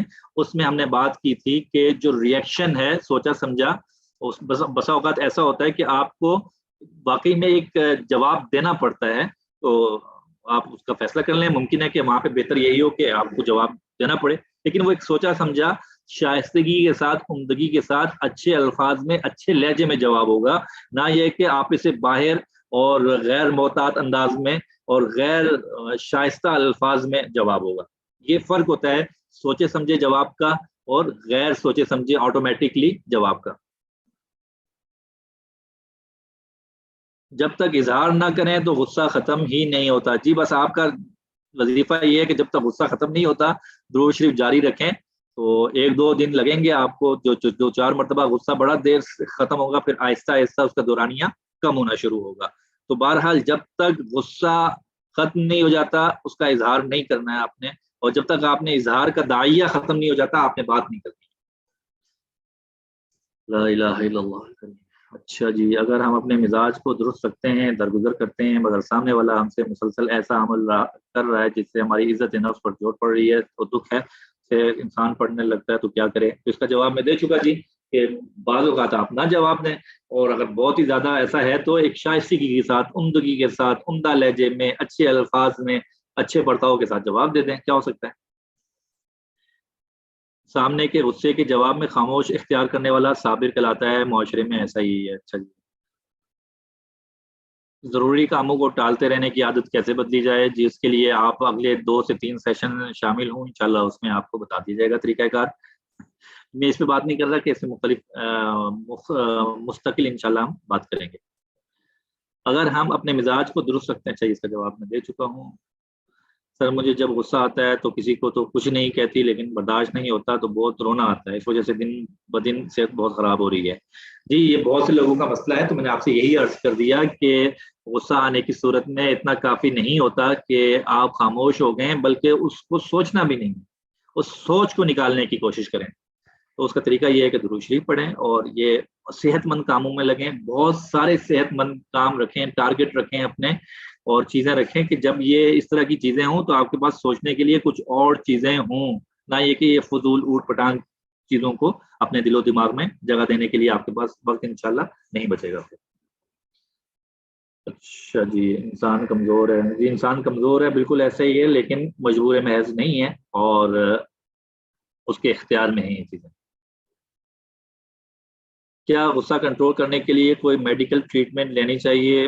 میرا تو نہیں خیال ہے کہ جی لینی چاہیے, اور اگر کوئی اس نہج پہ پہنچ گیا تو بہرحال وہ ڈاکٹر ہی سجیسٹ کر سکتا ہے, لیکن وہ کوئی لاکھوں کروڑوں میں ایک آدھ ہوگا.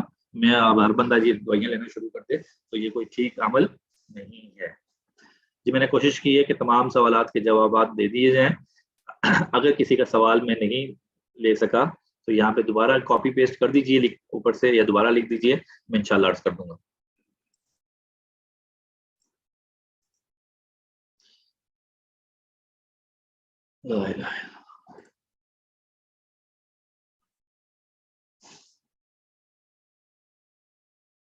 جی اگر آپ کی طرف سے سوال نہیں ہوگا تو پھر میں سوال کرنا شروع کر دوں گا. تو میرے خیال سے میرے سوالات کی باری آ گئی ہے. اچھا میں سوال کروں. جی پہلا سوال یہ ہے کہ ہمارے 5 سیشنز ہو چکے ہیں. آپ یہ بتائیں کہ عملی طور پہ, میں نے فکری اعتبار سے بات نہیں کی ہے, اگرچہ فکری اعتبار سے بھی انشاءاللہ فائدہ ہوا ہوگا, عملی اعتبار سے ان سیشنز میں کیا تبدیلی آئی آپ کی زندگی میں؟ چیٹ باکس آپ کے سامنے ہے, کوشش کریں ایک جملے میں لکھنے کی کوشش کریں. کیا تبدیلی آئی ہے, نہیں آئی تو وہ بھی بتا دیں, تو کیوں نہیں آئی اس کی وجہ پھر ہم اس پہ بات کریں گے. عملی طور پہ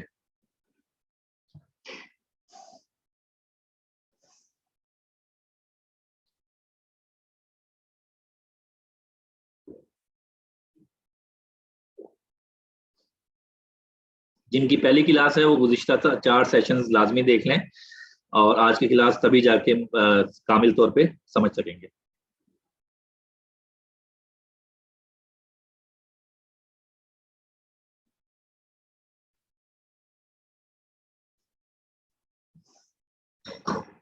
لوگ اب اثر انداز نہیں ہو سکتے, خوش رہنا سیکھ لیا الحمدللہ. چلیں جی ماشاءاللہ, فوری رد عمل میں کمی آئی ہے, بہت اعلیٰ جی. منفی سوچ تبدیل ہوئی, جی بہت زبردست ہے جی. پازیٹیو تھنکنگ اپروچ کی حامل ہونا شروع ہو گئے جی. سوچ بدلی ہے. اچھا ہماری آج فرسٹ کلاس ہے، جن کی فرسٹ کلاس ہے جی وہ گزشتہ کلاسز ضرور دیکھ لیں. دوسروں کے ہاتھ سے اپنی زندگی ریموٹ کنٹرول واپس لیا اور اپنے مقصد کو سامنے رکھنے کی کوشش کرتی ہوں گی. بہت اچھی بات ہے. سیلف کنٹرول حاصل ہوا، اپنے اوپر مزید اختیار بڑھا. عملی طور پر اپنی زندگی کو منظم کرنے کے لیے نظام الاوقات بنایا. بہت اچھی بات ہے جی. جی آج کی کلاس کا لنک جہاں سے آپ کو کلاس کا لنک ملا ہے وہیں سے انشاءاللہ مل جائے گا. ابھی یوٹیوب لنک ہے نہیں، کلاس کے بعد ہی وہ کریٹ کیا جاتا ہے. اچھا شعوری سوچ بیدار ہو جاتی ہے مگر کچھ عرصے بعد وہی کیفیت ہو جاتی ہے. جی یہ شعوری سوچ بیدار ہوتی ہے اور کچھ عرصے بعد وہی کیفیت ہو جاتی ہے. بالکل اس کا جواب ہم نے تفصیلاً غالباً دوسرے سیشن میں دیا تھا کہ آخر کیا وجہ ہوتی ہے کہ کوئی بھی ایسی کاوش دیر پا جو ہے وہ مفید نہیں رہتی. وہاں پہ ہم نے 3 اسٹیپس بتائے تھے کہ یہ 3 چیزیں مستقل کرنی ہوں گی تو پھر جا کے ہم ان چیزوں کو اپنی زندگی کا حصہ بنا سکیں گے. وہ لازمی دیکھ لیں. مختصراً میں عرض کر دیتا ہوں کہ پہلی چیز یہ کہ جب بھی ہم نے اپنی زندگی میں تبدیلی لانی ہو یا کوئی چیز اپنی زندگی سے نکالنی ہو تو اس کا سب سے پہلا مرحلہ یہ ہوتا ہے کہ انسان شعوری فیصلہ کرتا ہے. شعوری فیصلے سے کیا مراد ہوتا ہے وہ سیشن دیکھ لیں پورا. دوسری بات یہ کہ اس شعوری فیصلہ کرنے کے بعد اس کا استحضار رکھنا بڑا ضروری ہے کہ میں نے خود کو یہ ٹارگٹ دے رکھا ہے کہ میں نے یہ کام کرنا ہے. جب بھی وہ استحضار اور وہ آپ ذہن سے نکلے گا تو آپ کا وہ عمل بھی کمزور پڑ جائے گا. اور تیسرا یہ کہ مستقل پریکٹس کرنی ہے اور یہ تینوں کام مستقل کرنے تب تک کہ جب تک وہ آپ کی عادت نہیں بن جاتی. اور اسی سیشن میں ہم نے عادت کی تعریف بھی کی تھی کہ عادت کی کیا تعریف ہے تو کہ وہ کام جو سہولت کے ساتھ بار بار کیا جائے. تو ہم نے یہ تینوں کام اس وقت تک جاری رکھنے ہیں جب تک وہ کام ہم سہولت کے ساتھ بار بار کرنے کے مرحلے تک نہیں پہنچ جاتے. اچھا جی رد عمل کو سوچنا شروع کیا اور آخرت میں کا سوال ہوگا. جی بالکل ٹھیک ہے. دوسرے کے غلط رویے کو برداشت کر کے پازیٹیو رہنا سیکھا. بہت اچھی بات ہے جی. غصے کا اظہار فوراً نہیں کرتی اور مصروف رکھتی ہوں. بہت اچھی بات ہے. اچھا جی کل بھی ٹریفک میں پھنسے ہوئے پازیٹیولی سوچا. جی بہت اچھی بات ہے. فوری رد عمل میں واقعی کمی آئی ہے. جی اللہ تعالیٰ مزید کمی لائے اس میں. شعوری سوچ بیدار ہو جاتی ہے. اچھا جی اس کا جواب میں دے چکا ہوں. اپنی مسٹیکس کو ریئلائز کیا، کانفیڈنٹ ہوئی ہوں اور I am in charge of me. بہت اچھی بات ہے جی. اپنی کوتاہیوں کو دیکھنا شروع کیا اس کی اصلاح کی نیت سے. اللہ تعالیٰ مزید ترقی عطا فرمائے. اچھا جی دوسروں کی باتوں کا اثر نہیں ہوتا یا کم ہوتا ہے. بہت اچھی بات ہے جی. استاد جی خود کو بدلنے کا آغاز کیا ہے، اس میں کسی حد تک کامیاب بھی ہوئی ہوں الحمدللہ. اس کے لیے قرآن کو ایسے سیکھنا شروع کیا ہے کہ قرآن مجھے راستہ دکھائے اور اللہ نے ہر آیت میں ایک راستہ دکھایا ہے. انشاءاللہ اس وقت جاری رہے گا. بہت فرق پڑا ہے الحمدللہ. جزاک اللہ. اچھا جی میری فرسٹ کلاس ہے. چلیں جی لازمی سن لیجیے گا باقی. اور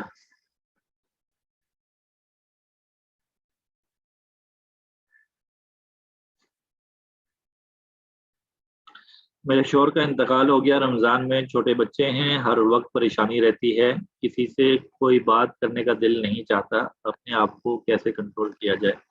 اللہ تعالیٰ آپ کے شوہر کے درجات بلند فرمائے اور اس خلا کو اللہ تعالیٰ اپنی جناب سے پورا فرمائے. اور یقیناً بہت مشکل ہوتا ہے یہ. اور ایک تو یہ کہ کثرت سے درود شریف کا اہتمام کریں اور انا للہ و انا الیہ راجعون پڑھیں.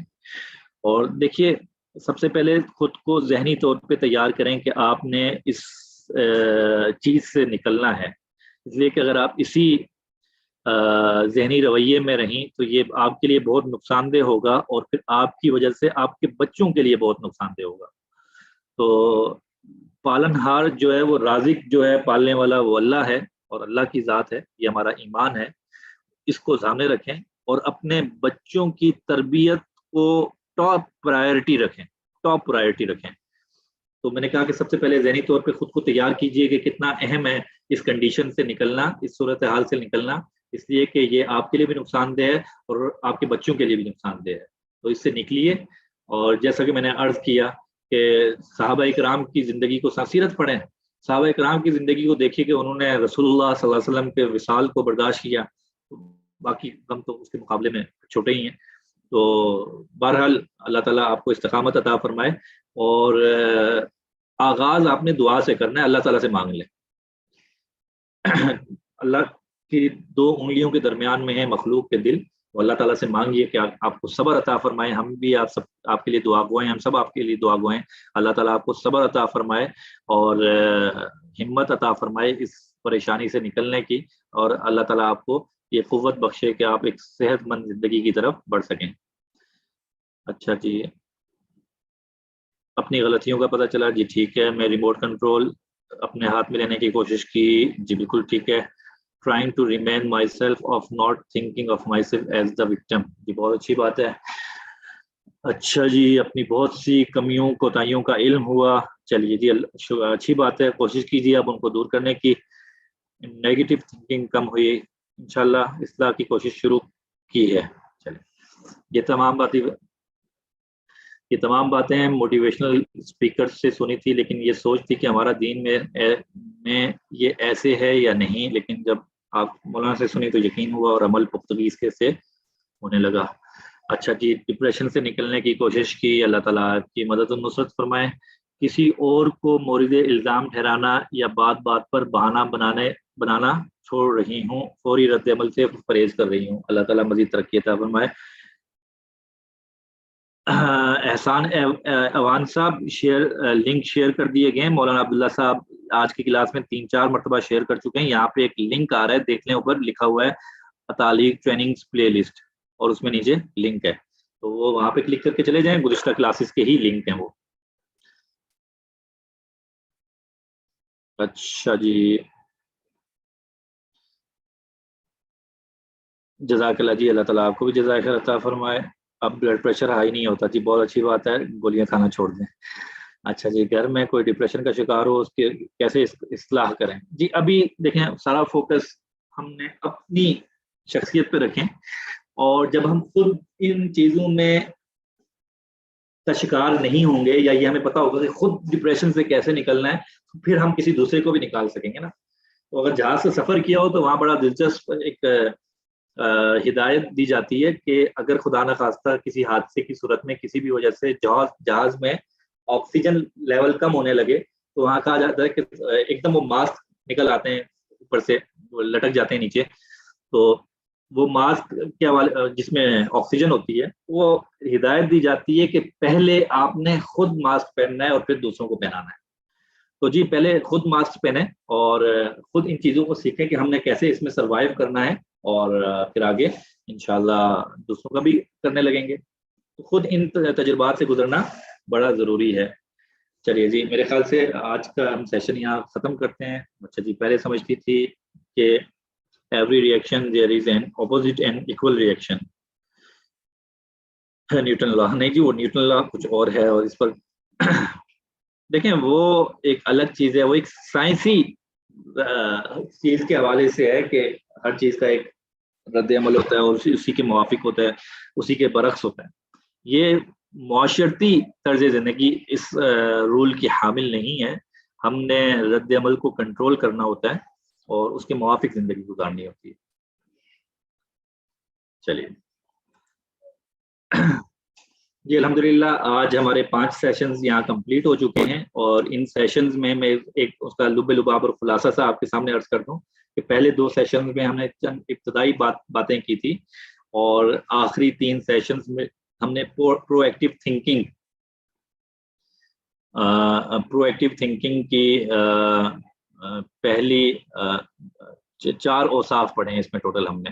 تو آج ہمارا 3 سیشنز میں جا کے پرو ایکٹیو ایک پوری عادت کا نام ہے, تو اس کو مختلف اعتبار سے ہم نے اس کے مختلف پہلوؤں کو دیکھا, اور اب اگلا مرحلہ یہاں سے انشاءاللہ ہم عید کے بعد شروع کریں گے. ممکن ہے کہ عید کے بعد بھی ایک ہفتہ ہماری کلاس نہ ہو سکے, آگے کچھ سفر ہیں, ممکن ہے ہو بھی جائیں. تو انشاءاللہ زندگی رہی تو آئندہ کسی کلاس میں پھر ملیں گے. اچھا, حضرت حرام تعلق سے اللہ نے منع کیا ہے, لیکن ایک مفتی صاحب ہیں وہ خود ہی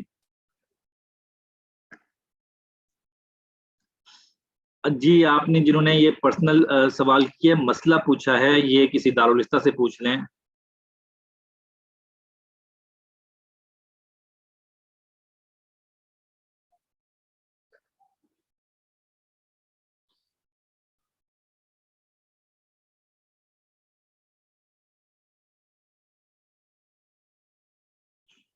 خلاصہ مختصراً میں جواب دے دوں. آپ نے جو سوال کیا ہے کہ اس سے بالکل پیچھے ہٹ جائیں آپ,